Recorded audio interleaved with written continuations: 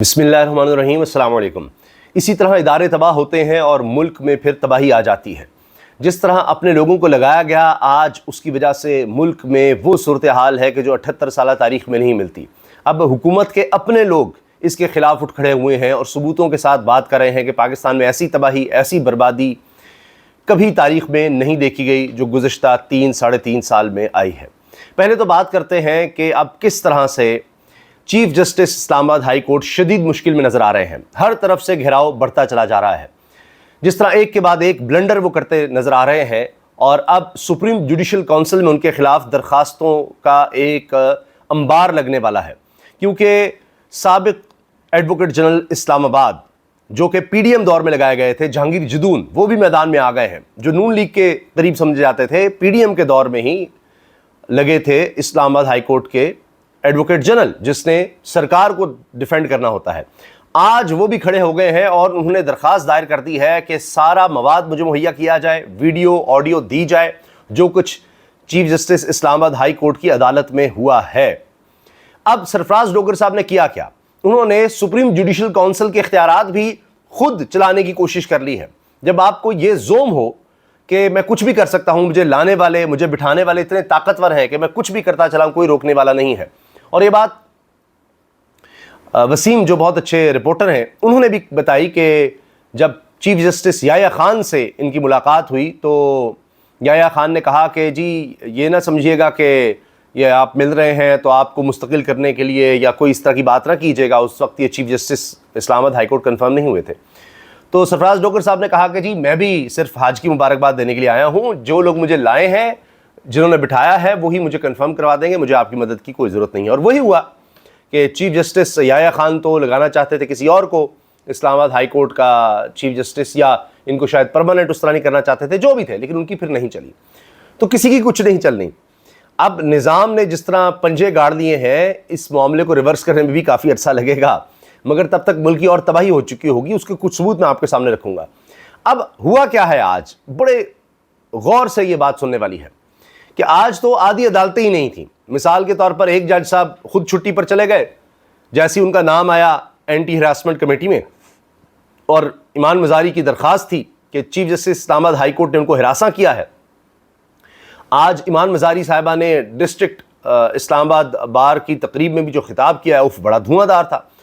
और अब उकसाया जा रहा है कि जी इस पर तौहीन अदालत की कार्रवाई होनी चाहिए ईमान मजारी साहिबा पर। तो चैलेंज किया जा रहा है, कर दें जी, बड़ा ज़बरदस्त हो जाएगा, ईमान मजारी पर तौहीन अदालत की कार्रवाई करें, ताकि बुकला तहरीक जो एक चिंगारी की अब मुंतज़िर है, वहाँ कोई चिंगारी तो हो, कुछ तो हो, कोई तो उठे। अब तहरीक इंसाफ के लोग कब तक मार खाते रहें? तो अब आप देखिए कि जस्टिस तारिक महमूद जहांगीरी के खिलाफ जिस तरह से भरी अदालत में झूठ बोला गया कि इस्लामाबाद हाई कोर्ट के चीफ जस्टिस सरफराज डोगर ने बार के मेंबरान को कहा, 100 के करीब वकला गए हुए थे, कि जी भी तो अपने एतराज़ात देखने हैं, आपको सुने बगैर मैं कोई फैसला नहीं करूंगा। और जब उठकर गए तो फैसला दे दिया कि जस्टिस तारिक महमूद जहांगीरी, यानी एक जज, इस्लामाबाद हाई कोर्ट का एक जज अपने ही जज के बारे में कह रहा है कि वो मजीद केसेस नहीं सुन सकता, वो अब जज के फराइज सर अंजाम नहीं दे सकता। जो इख्तियार सुप्रीम जुडिशल काउंसिल के पास है वो उसने इस्तेमाल करते उनको कह दिया। फिर यह कि गलत बयानी की वकला से इतनी बड़ी तादाद में कि जी आपको सुने बगैर मैं फैसला नहीं दूंगा, वो भी दे दिया। तो अब जहांगीर जदून साहब, जो मैंने आपको बताया एडवोकेट जनरल रहे हैं पीडीएम के दौर में, वो कह रहे हैं कि ये गलत बयानी है, इसलिए मैंने कहा है कि कोई ज़ाया ना कर दिया जाए फुटेज। जिस तरह इमरान खान की इस्लामाबाद हाई कोर्ट से गिरफ्तारी की फुटेज ज़ाया कर दी गई, मिल नहीं रही थी या जो भी कहा जाता है, इस तरह से कोई फुटेज ज़ाया ना कर दे, कोई वीडियो ज़ाया ना कर दे कि जहाँ खुद चीफ जस्टिस कह रहा हो कि जी मैं आपको सुने बगैर फैसला नहीं दूंगा, और वो मिसकंडक्ट कर रहा है, वो आइन की खिलाफ वर्जी कर रहा है, आइन के मुताबिक नहीं चल रहा। ये Jahangir Jadoon senior supreme court के एडवोकेट के अल्फाज हैं, जो कह रहे हैं मैं सुप्रीम जुडिशल काउंसिल के खिलाफ जा रहा हूं। ईमान मजारी साहबा की दरखास्त हरासमेंट की अलग है, जहांगीर जदून अलग आ गए हैं कि गलत बयानी करते हैं, कि बैठकर अदालत में कुछ कहते हैं, फैसला कुछ सुनाते हैं, कमिटमेंट कुछ, फैसला कुछ, और फैसला भी आइन की सरीहन खिलाफ वर्जी। आइन में कहीं आपको इख्तियार नहीं मिलता कि आप अपने फेलो जज के साथ इस तरह का सलूक कर सकते हैं, उसको अदालत में काम करने से रोक सकते हैं, जबकि कोई इंक्वायरी नहीं हुई, कोई फैसला नहीं आया, कुछ भी नहीं हुआ, और सुप्रीम जुडिशल काउंसिल में चीज़ पेंडिंग है, और आप कह रहे हैं जी वहाँ पेंडिंग है, तब तक ये काम ना करें। अब हुआ क्या है?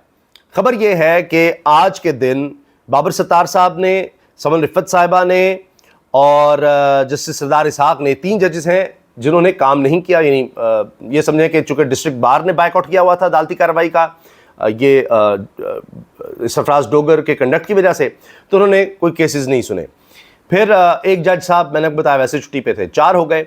सरफराज डोगर साहब खुद ही नहीं आए, और बताने वाले बता रहे हैं इस डर से नहीं आए कि कहीं वकला उनके सामने ना आ जाए कि आपने तो झूठ बोला है, आपने मिसकंडक्ट किया है, आपने गलत बयानी किया है। भरी अदालत में आपने हम सब वकला से कहा आपको के वकला को सुने बगैर मैं कोई फैसला नहीं दूंगा, अभी देख लेते हैं, फिर आप नोटिस होंगे, फलां होगा। और आपने बगैर किसी इंक्वायरी के, बगैर दूसरे फरीक को सुने हुए, बगैर जस्टिस तारिक महमूद जहांगीरी का मौक़िफ़ लिए हुए आपने उनको काम करने से रोक दिया, इख्तियारात से तजावुज़ किया। तो ये मसला ना खड़ा हो जाए, कुछ हो ना जाए, तो लिहाजा वो आए ही नहीं। ये तो हाल हो गया है अब इदारों का, क्या काम होना है क्या नहीं होना। और ईमान मज़ारी साहिबा ने तो बड़ी धुआंधार तकरीर की है, और भी लोगों ने तकरीर की है और कहा है कि बायकॉट होना चाहिए, अब सड़कों पर निकलना चाहिए और सरफराज डोगर की अदालत में कोई पेश ना हो। तो सरफराज डोगर साहब जो हीरे इंपोर्ट किए गए थे वो घेरे में आ गए हैं। सुप्रीम जुडिशल काउंसिल में उनके खिलाफ दरखास्तें जारी हैं, ईमान मज़ारी के अलग, जहांगीर जदून एक सीनियर वकील जो PDM का हिस्सा रहे वो अलग, सारी बार अलग, वकला के इलेक्शन होने जा रहे हैं, वहाँ अलग प्रेशर है कि ये सब क्या हो रहा है। इसी तरह जो मौजूदा रजीम, मौजूदा निज़ाम की सपोर्ट करने वाले थे वो भी कह रहे हैं कि जी ये तो बड़ा गलत हो रहा है, एक जज के खिलाफ इस तरह से कैसे किया जा सकता है, बड़ा मसला है। आगे अब एक और ख़बर यह है कि ख़त लिखने वाले जजेस भी जस्टिस तारिक महमूद जहांगीरी के साथ खड़े हैं, और तारिक महमूद जहांगीरी सुप्रीम कोर्ट में जा रहे हैं सरफराज डोगर के खिलाफ, उनके फैसले के खिलाफ, और उसमें दीगर जजेस भी उनके साथ खड़े होंगे, उनका साथ देंगे, वकला की बड़ी तादाद भी उनके साथ है। तो खेल अब बढ़ता चला जा रहा है, अब किसी न किसी का सर तो जाना है। सरफराज डोगर साहब का रहना बड़ा मुश्किल हो जाएगा, वकला इनको कबूल नहीं करेंगे, इनकी हरकतें जारी रहीं तो मामला और ख़राब होगा और गड़बड़ होगा, सुप्रीम जुडिशल काउंसिल पे प्रेशर आएगा, मामला बड़े ख़राब होने जा रहे हैं। तो तारिक महमूद जहांगीरी या ख़त लिखने वाले जजेस को उड़ाने के चक्कर में यहाँ कोई और ही उड़ सकता है। तो बात बहुत आगे तक जा रही है, वकला मुतहरिक हो रहे हैं, चीज़ें ख़राब से ख़राब तर होती चली जा रही हैं। और चूँकि अब इदारों को तबाह किया गया है, 26 आईनी तरमीम के बाद सुप्रीम कोर्ट को तबाह कर दिया गया है, बर्बाद कर दिया गया है, अदालतों का आप देख लीजिए हाल क्या है। इसीलिए अब आलमी इदारे भी लिख रहे हैं, बात कर रहे हैं कि जी यहाँ तो इंडिपेंडेंस ऑफ जुडिशरी ख़त्म हो गई है, गवर्नेंस तबाह हो गई, बर्बाद हो गई, रियासत इदारों पर खड़ी होती है और इदारे तबाह किए जा रहे हैं, और इस तबाही के असरात अब नज़र आ रहे हैं। सैलाब मुतासरीन की बहाली के लिए हुकूमत का मिनी बजट लाने पर गौर, गाड़ियों, सिगरेट, इलेक्ट्रॉनिक अशिया पर इजाफी टैक्स लगेगा, 1100 दरामदी अशिया पर लेवी बढ़ेगी। एक्सप्रेस ट्रिब्यून की खबर है जी। मरीम नवाज साहिबा कोई ना कोई फुलझड़ी ज़रूर छोड़ती हैं, आज भी वो आई, सारे मीडिया पर लाजिम था, जिनको इश्तिहार दिए जाते हैं उनको कट करें। मरीम साहब ने कहा हर जगह नए अस्पताल बन रहे हैं, हर जगह इलाज की नई सहूलियात आ रही हैं, मैं चाहूँगी गुजरांवाला में भी दिल का स्टेट ऑफ द आर्ट अस्पताल बने, जो ज़रूर बनेगा, मरीम नवाज साहब कह रही हैं। हर जगह नए अस्पताल, हर जगह नए इलाज।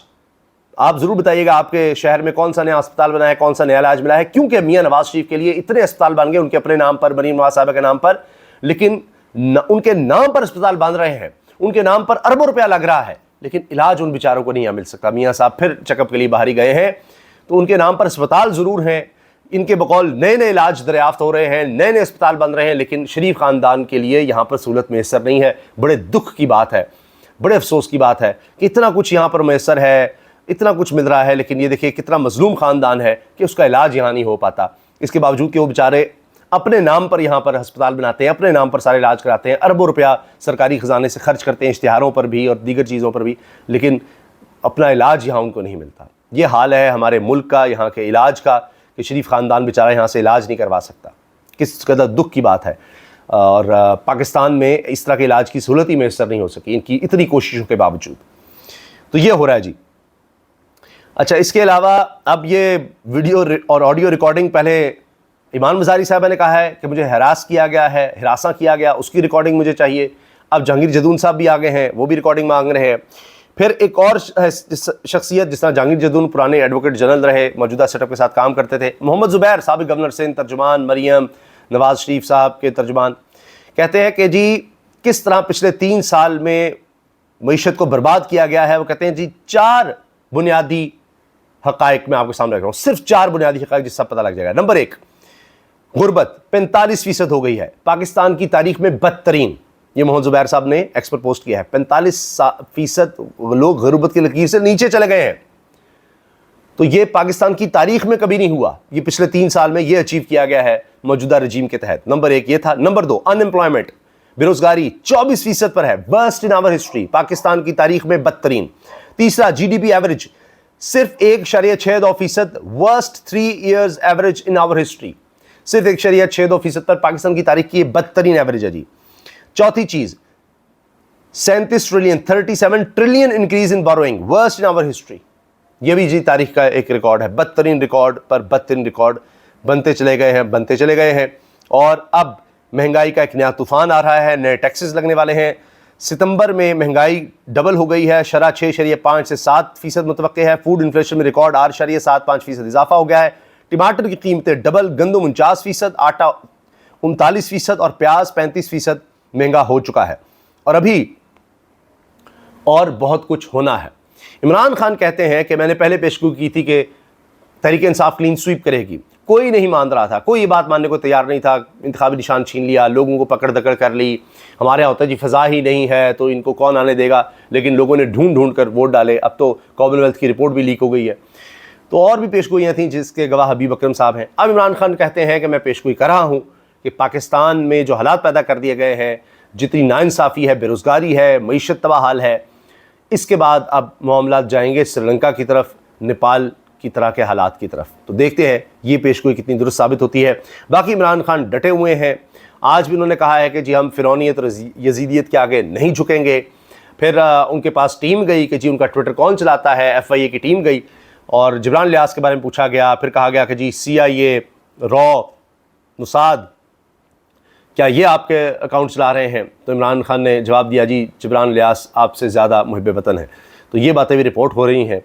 फिर अब लगता ही है कि चूँकि अदालत जेल के अंदर लगती थी, जेल ही हुई थी अदालत को भी यहाँ पर, तो GHQ हमला केस में अब हुकूमत पंजाब ने कहा है कि नहीं, अब अदालत जेल में नहीं लगा करेगी, इंसदाद दहशतगर्दी में ही लगेगी और वीडियो लिंक के ज़रिए इमरान खान को वहाँ पेश किया जाएगा। अब सवाल यह है कि यहाँ तो वीडियो लिंक के ज़रिए बहुत दफ़ा अदालतों ने कहा, लेकिन इमरान खान को कभी नहीं पेश किया गया। सुप्रीम कोर्ट में किया गया था, लेने के देने पड़ गए थे, वो तस्वीर बाहर आ गई थी। क्योंकि ये हुकूमत तो इमरान खान की तस्वीर से भी खौफजदा है। उसकी वीडियो तो बहुत बड़ी बात है, उसका बयान, उसकी आवाज़ बहुत बड़ी चीज़ है। तो उनको तो किसी अदालत में पेश भी नहीं किया जाता, अदालत बुलाती भी पेश नहीं किया जाता, वीडियो लिंक के ज़रिए भी नहीं पेश किया जाए। इंटरनेट डाउन हो जाता है, बड़े मामला ख़राब हो जाते हैं। तो अब हुकूमत खुद क्यों कह रही है कि वीडियो लिंक के ज़रिए पेशी होगी, अदालत इंसदाद दहशतगर्दी की अदालत लगेगी, यानी जेल में नहीं, अब जेल से बाहर। वजह यह है कि जब जेल में अदालत लगती है तो इमरान खान को अगर लाया जाता है, दीगर मुलजमान भी वहाँ पेश होने होते हैं, जो बुनियादी एक कानून है, और फैमिली के भी कुछ लोगों को या वकला को जाना पड़ता है, तो फिर इमरान खान का कोई बयान बाहर आ जाता है। वहाँ कई घंटे अदालत लगती है, तो उसमें इमरान खान कम अज़ कम अदालत में बैठ सकते हैं, बात कर सकते हैं। तो उस सिलसिले को रोकने के लिए, उसको भी ख़त्म करने के लिए, वैसे भी मुलाकातों पर कदगने हैं, तो अब इस चीज़ को भी रोकने के लिए किया जा रहा है कि अदालत ही जेल में ना लगे और वीडियो लिंक पर इमरान खान हो। वीडियो लिंक पर होगा तो उस तरह किसी से बात नहीं कर सकेगा, वकला से भी नहीं मिल सकेगा, फैमिली से भी नहीं मिल सकेगा, और वीडियो लिंक के ज़रिए पेश हो रहा होगा। अब ये एक नया ड्रामा लाया जा रहा है। तो इसका मतलब ये हुआ कि 3.5 साल से जितने भी हरबे आजमाए गए हैं, सब पर मुंह की खानी पड़ी है। मुंह मज़ीद काला हुआ है, स्याह हुआ है, निज़ाम एक्सपोज हुआ है। तो अब मज़ीद करके देख लें। इससे और ज़्यादा ज़ाहिर है कि वही बात जो इमरान खान कह रहे हैं कि फिर लोगों को रियलाइज़ होगा कि वाकई यहाँ तो अब नेपाल, श्रीलंका या बांग्लादेश वाली सूरत हाल ही आगे बढ़ती नज़र आ रही है, बनती नज़र आ रही है। क्योंकि बाकी तो हर तरफ अंधेरा ही है, मायूसी ही है। निज़ाम ने ख़ुद को ऐसे यानी अपने इस हमारे मुल्क में जड़ों में गाड़ लिया है कि और कोई रास्ता नज़र नहीं आता जमहूरी तौर पर। तो फिर क्या होगा, सड़कों पर आएंगे, क्या होगा? तो फिर हालात बड़े ख़तरनाक हो सकते हैं। ऊपर से सैलाब की तबाहकारियाँ जारी हैं और उसके मुकाबले पर एक टिकटॉक का सैलाब है, मीडिया पर इश्तिहारात का भी सैलाब है। तो यह अब एक लड़ाई ऐसे लग रहा है कि जैसे आगे बढ़ते बढ़ते फाइनल फेज़ में जा रही है। अल्लाह हाफ़िज़।